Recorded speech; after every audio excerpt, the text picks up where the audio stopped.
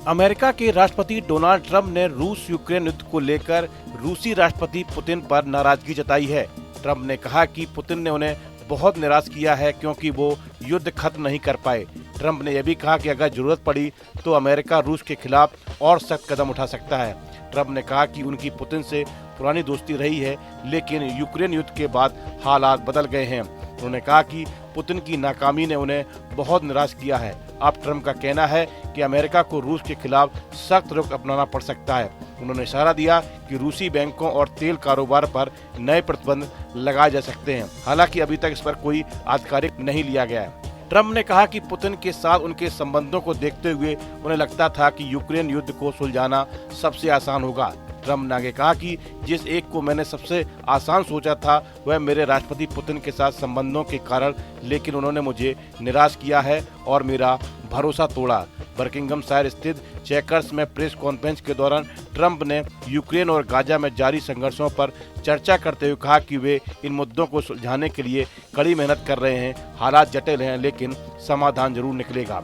रूस के सबसे बड़े जनरल वैलेरी गेरासिमोव ने कहा कि उनकी सेना यूक्रेन में लगभग हर दिशा में आगे बढ़ रही है। उन्होंने बताया कि सबसे ज्यादा लड़ाई डोनेडेस्क के पास पोक्रोवेस्क इलाके में हो रही है। यहाँ यूक्रेन ने अपनी सबसे अनुभवी और प्रशिक्षित फौज तैनात कर रखी है। यूक्रेनी राष्ट्रपति वोलोदिमीर ज़ेलेंस्की ने रूसी दावे को खारिज किया। उन्होंने कहा कि रूस ने हाल के हमलों के बावजूद कोई बड़ी प्रगति नहीं की है और यूक्रेनी सेना मोर्चों पर मजबूती से डटी हुई है।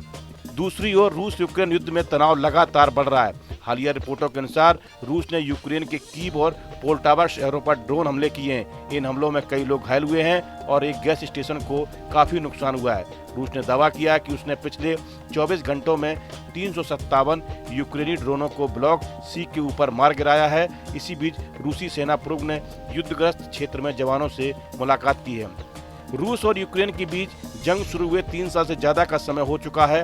अब जंग शुरू हुई तो माना जा रहा था कि छोटा सा देश यूक्रेन कुछ दिनों या हफ्ते में रूस के आगे घुटने टेक देगा, लेकिन ऐसा नहीं हुआ। दोनों ही देश लगातार एक दूसरे पर हमले कर रहे हैं। जंग के बीच सबसे बड़ा उलटफेर तब हुआ जब डोनाल्ड ट्रंप अमेरिका के राष्ट्रपति बने।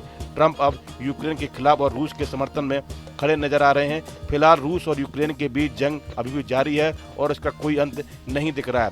रूस और यूक्रेन दोनों तरफ से हताहत की संख्या बहुत अधिक है। लाखों लोग विस्थापित हुए हैं। अंतर्राष्ट्रीय समुदाय लगातार शांति की अपील कर रहा है, लेकिन जंग जारी है। इस वीडियो में फिलहाल इतना ही। आप बने रहिए न्यूज नेशन के डिजिटल प्लेटफॉर्म के साथ। जहां भक्ति है हर शब्द में, कथाओं में छुपे हैं दिव्य रहस्य और ज्योतिष देता है जीवन को दिशा। धर्म से जुड़ी हर बातों को जानने के लिए हमारे चैनल स्तुति को सब्सक्राइब करें। चैनल पर जाने के लिए इस लिंक पर क्लिक करें।